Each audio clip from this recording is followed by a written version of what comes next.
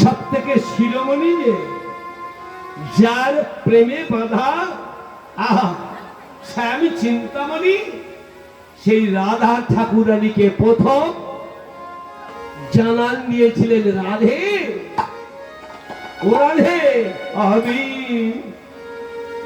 তেজি কালা ভরণ বড় করিব ধারা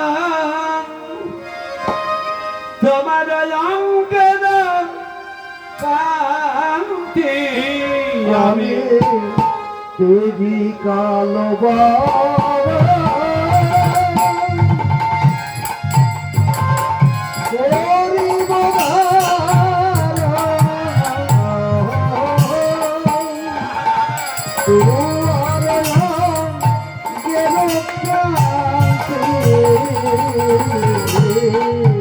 রাধে আমি তেজি কালো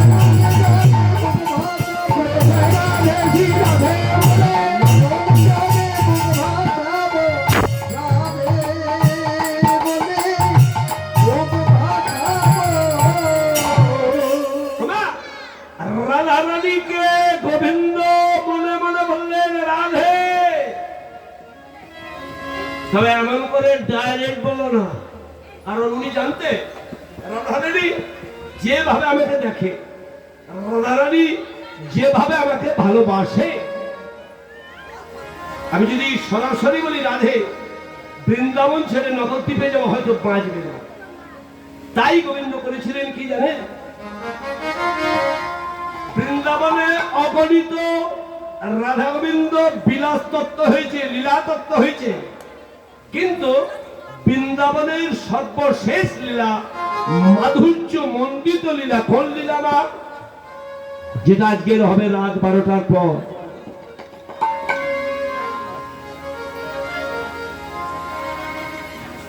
রাধা গোবিন্দের বৃন্দাবনের লীলা রাসলীলা। রাসলীলা আয়োজন করেছিলেন কেন? হায়রে, যদিও আমি নিজে মুখে বলে আছি বৃন্দাবনং পরিত্যাজ্যং পাদমেঘং ন গচ্ছামি মা, গোবিন্দ একদিন বলেছিলেন যে বৃন্দাবন ছেড়ে এক পা আমি কোথাও কোনোদিন যাব না, কিন্তু যেতে বাধ্য হয়েছিল কেন? ভগবানের প্রতিজ্ঞা ভগবান রাখতে পারেনি কেন? গভীর কারণ। হ্যাঁ, ভগবান প্রতিজ্ঞা করলো, হ্যাঁ, সে প্রতিজ্ঞা ভাঙলো কে? রাধা রানী ভাঙলো। কেন? বৃন্দাবন ছেড়ে যেতে গোবিন্দকে বাধ্য করিয়েছিল। কেন? এত পরিমাণ ভালোবেসেছিল। আহা, সেই ভালোবাসাটাকে দাপর যুগে কৃষ্ণ অবতারে আর শোধ দেওয়া হবে না। তাই গোবিন্দ নিজে নিজে ভাবলেন, রাধে ওগো রাই বিনোদিনী, আমি তুহা পদরিণী, তবরীর নারীলাম সদিতে সদিতে দুয়াধার মনে করি বারবার, তব জনম হবে আবার নিতে। কলিতে পুরিয়া কালি কলিজা কাগজ করি, খত দিলাম নিজ হতে লিখিয়া, খত দিলাম নিজ হতে ঘাতক কইল নন্দ সুতে, খালাস পাব রাধে তুয়ার নাম গাইবে। খালাস পাইতে যদি ব্যাজ নাই যায় বিধি, ব্যাজ লাগি কি বুদ্ধি করিব, মুখে জয় রাধে রাধে বলি, লুটায় মাখি বধুলি, ইহা বই আর কি করিব। নিজে কাঁদছেন দাপর যুগে। এমন করে কেউ কাউকে ভালোবাসতে পারে গো? বাপ কুল, রাজকুল, শ্বশুর কুল, সেটা উঁচু কুল, রাজকুল বালা সকল কিছু পরিহরি, লাজ লজ্জার মাথা খেয়ে মুহুর্মুহ যমুনা পুলিনে কদম তলে নিধনে ছুটে এসে আমায় ভালোবেসে।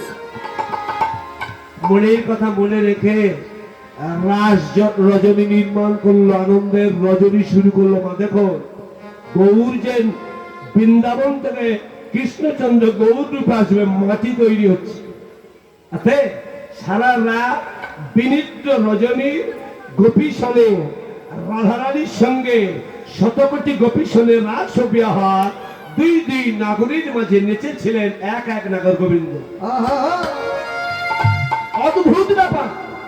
পদাবলী কীর্তনীয়রা পরিবেশন করে, যারা ভাবে অবাক হয়ে যায়, পদের পদার্থটা বোঝা দাও। হ্যাঁ, কি গো, শতকোটি গোপী শোনে রাস বিহার, দুই দুই নাগরীর মাঝে একটাই কৃষ্ণ বৃন্দাবন। শতকোটি গোপী, দুজনের মাঝখানে একটা একটা করে পার্টি। কৃষ্ণ হলো কি করে? নাচের ভ্যারাইটি। লাট্টুতে এখন উঠে গেছে, এখন মোবাইল এসে গেছে, অনেক খেলা চলে গেছে, হাডুডু চলে গেছে, গলি খেলা চলে গেছে, বউ বাসন্তী চলে গেছে, কি গো দান করে চলে গেছে। চলে গেছে কি সেই ফিতে দিয়ে গোল মতো নিচে পিন দেয়া থেকে লাট্টু খেলা হতো না, লাড্ডু খেলা চলে গেছে। মোবাইল তো ওটা সব। গোবিন্দ প্রসে যে শতকোটি গোপীর মন ভরিয়ে নিয়েছিল, সেটা কেন?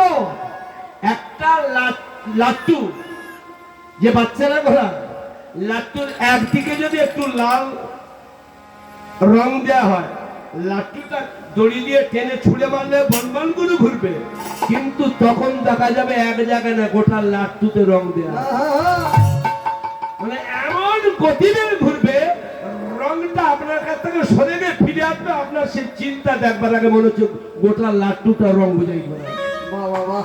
ঠিক তেমন গোবিন্দের নাচে একাই গোবিন্দ, কিন্তু পদাবলী লিখতে বাধ্য হলো, কারণ প্রত্যেকটা ব্রজগোপীর মন সন্তুষ্ট হয়েছিল। সবাই ভেবেছিল, দেখেছিল গোবিন্দ আমার কাছে আছে। কি আনন্দ, রাসে কি আনন্দ!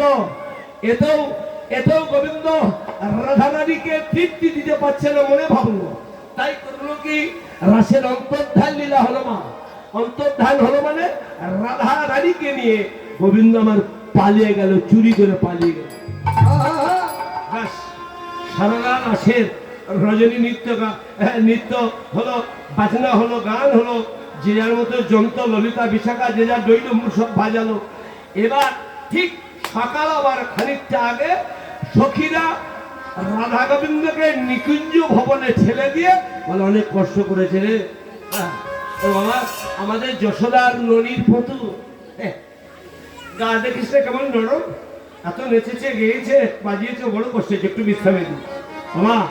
রাধা গোবিন্দকে বিশ্রামে দিয়েছে। হায় হায়, রাজি দুলালি রাধারানী সারা রাত জাগরিত হয়েছে, নেচেছে, দুলেছে, কি গো কত ঢলাঢলি করেছে, কষ্ট হয়েছে। রাধারানী যা শুয়ে পড়েছে, আরে সে তো রাত নেই, প্রাক সকাল, সকাল হবার একটু ঘুমিয়ে পড়েনি। নিদ্রা দেবীকে আনয়ন করেছে গোবিন্দ। নিদ্রা নিদ্রা নিদ্রা এসে দাঁড়িয়েছে। হে গোবিন্দ, আমায় ডাকা হলো অসময়ে কেন? তুমি রাধারানীর অঙ্গে ভর করো। কাজ, কারণ আমি বৃন্দাবন ছেড়ে, দাপর যুগ ছেড়ে আগত কলিযুগে গৌর হব। ভগবানের আদেশ। নিদ্রা দেবী ভর করলো। নিদ্রা দেবীর কোলে রাধারানী ঢলে বলল, গোবিন্দ, তুই কি ছবি তুলছে নাকি? শুয়ে পড়। না না, তিনজন হয়েছে তো এমনি বলে, একে মিনিমিনে দুয়ে পা, তিনে গন্ডগোল, আর একজন জুড়লে চারে হাত। দেখ, যাস না, চলে গেল, মা যাবে। বস, এখানে ক্যালকাল করিয়ে বাবা, এটা ব্যালকনি, দেখো যাতে বাচ্চা কাছে একটু ফাঁক করে ভাই। সবাই পা হয়েছে তো, ঠিক আছে, বাহ, আস্তে আস্তে। কি গো গোবিন্দ সুযোগ নিচ্ছে রাধে। আমি যদি সরাসরি ডাইরেক্ট বলি চলে যাই, তুমি রুখতে পারবে না, হয়তো তোমার হার্ট অ্যাটাক করবে। তাই গোবিন্দ, কি গো, ভগবানের ঘুম নেই, বিনিদ্র রজনীতে জেগে আছে। রাধারানীকে নিদ্রা দেবীর করে ফেলে দিয়ে গোবিন্দ ফিল্ম চালালেন, ছবি শুরু করলেন। রাধারানী ঘুমের ঘরে, পরিশ্রমের পরে ঘুম কেমন হয়? একেবারে নাক ডেকে ঘুমাচ্ছে। গোবিন্দ সেখানে ফিল্ম চালানো শুরু করলেন, ছবি দেখাচ্ছে। রাধারানী সফল যোগে দেখছে কি এক গৌর বড় আজ অবলম্বিত ভুজ, হাতটা অপর দিকে তুলে দিলে দু করার